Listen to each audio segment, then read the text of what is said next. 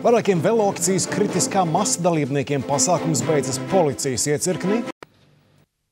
Šodien Rīgas ielās un skveros pulcējās ne tikai darba svētku svinētāji, arī galvaspilsētas velosipēdistiem bija kas sakāms. Akcija kritiskā masa Rīgā notiek jau 5. reizi, bet šoreiz vairākiem tās dalībniekiem pasākums beidzās policijas iecirknī. LNT ziņu turpinājumā uzzināsiet, kas notika un kāpēc iesaistījās policija. Komanda. Diemžēl netika pozitīvas emocijas, kā stafetes skrējēji šodien guva velosipēdisti. Viņi devās jau 5. akcijas kritiskā masa braucienā, taču vairākiem jauniešiem pasākums beidzās policijas iecirknī. Par notikušo stāsta Uldis Jaunzems. Tradicionāli akcija kritiskā masa norit daudz viet pasaulē. Akcijas laikā ritiņbraucēji un citi nemotorizētu pārvietošanās līdzekļu īpašnieki masveidā dodas ielās, lai pievērstu uzmanību tam, ka pilsētas ielas nav piemērotas ritiņbraucēju vajadzībām. Arī šīs dienas pulcēšanās iemesls ir nesakārtotā velo infrastruktūra. Īstenībā par Rīgu šausmīgi grūti pārvietoties. Taču respekta nekāda nav. Ritiņbraucējs ir pēdējais, viņš, man liekas, pateicis gājēji ir.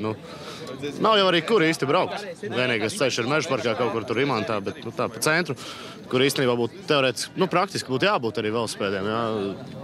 Mums ir vienīgi superīgi milzīgi džipi un tas nav nopietni.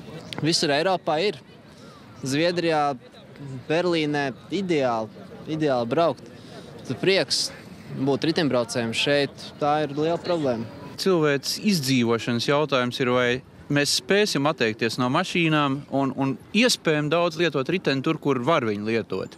Nekādas vajadzības nav laist lielas, smirdīgas, domājošas mašīnas pilsētas centrā, lai aizbrauktu 2 kvartālu attālumā. Šodienas pasākums Rīgas domē oficiāli pieteikts netika, tāpēc neviens neuzņemas organizatoru lomu. Viss notiek pats no sevis.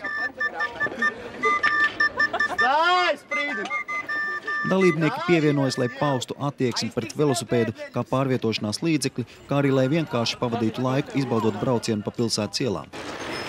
Kritiskā masa dodas uz Meža parku.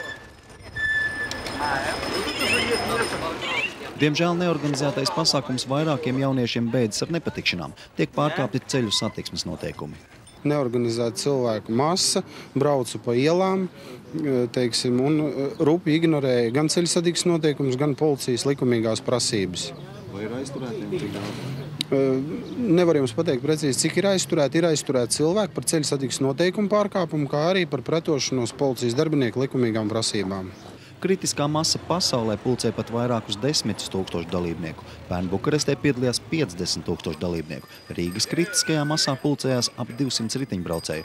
Akcija ieplānota katra mēneša pēdējā piekdienā līdz pat oktobrim.